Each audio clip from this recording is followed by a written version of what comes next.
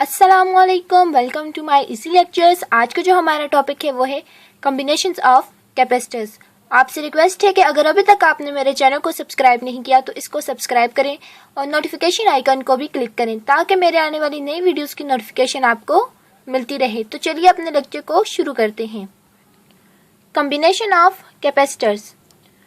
Electric circuits में सब कुछ दफ़ा ऐसा होता है कि हमें अपनी मर्जी की कैपेसिटेंस रिक्वायर्ड होती है और अपनी उस मर्जी की कैपेसिटेंस को लेने के लिए, ऑब्टेन करने के लिए हम लोग डिफरेंट कॉम्बिनेशंस करते हैं कैपेसिटर्स की।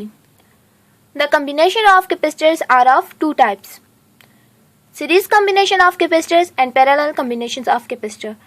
आज जिस पर हम बात करेंगे वो है series combination of capacitors. Series combinations of capacitors.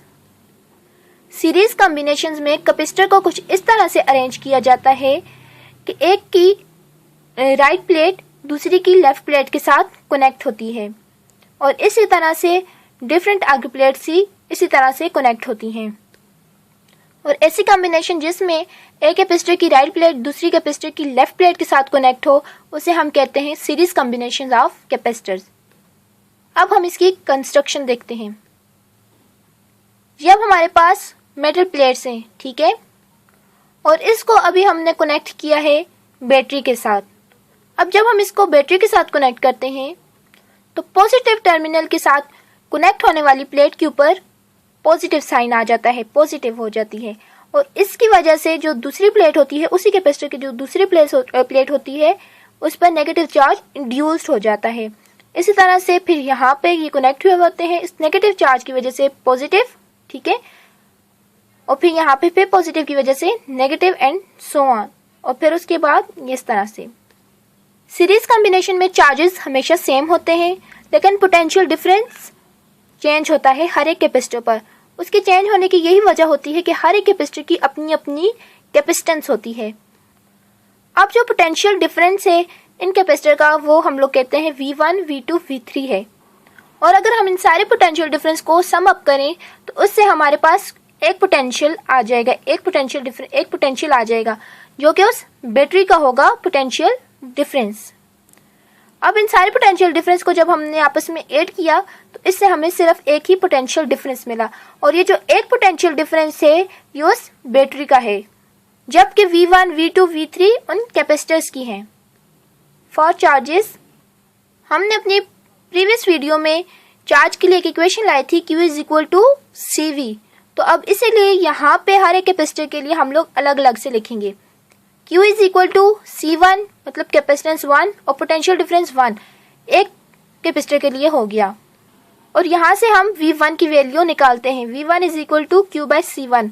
इसी तरह हम लोग बाकी दो कैपेसिटर के लिए भी करेंगे। Q is equal to C2 V2, V2 is equal to Q by C2 और इसी तरह कैपेसिटर 3 के लिए। और इन सारी इक्वेशंस को हम लोग इक्वेशन 1 में पुट कर देंगे। कौन सी इक्वेशन 1? इस इक्वेशन 1 में हम V1, V2 और V3 की वैल्यू पुट करेंगे। जब हमने वैल्यू पुट की तो ये इस तरह से हो गए। अब इसमें चार्ज Q वो सेम था तो उसे हमने बाहर एज अ कॉमन ले लिया और अंदर 1 रह गया। अब हम इक्विवेलेंट कैपेसिटेंस की बात करते हैं हर एक कैपेसिटर के लिए इन सीरीज कॉम्बिनेशन।